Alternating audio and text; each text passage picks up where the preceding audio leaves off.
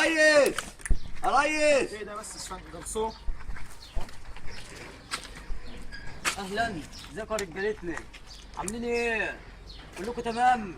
كويس ان انتوا جاتوا شرفتونا في المصنع بتاعنا الجديد. ما تلم الاجره احسن. ما تلم هو يعني يا عم، احنا برضه شغالين موضوع مصنع لامم كل حاجه، برضه لامم حاجه على كاوتشات على بتاع.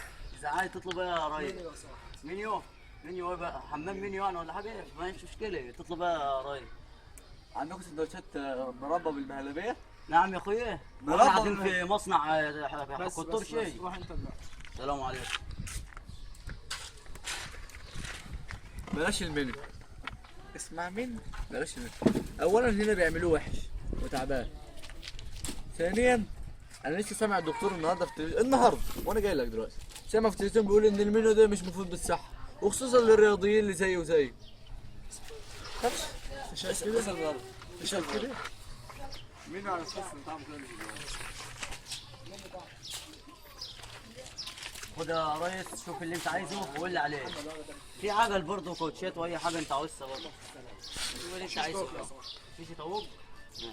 شيشه طاووق. تنتر. زي شيشه تفاح. شيشه تفاح؟ طب ما تقول شيشه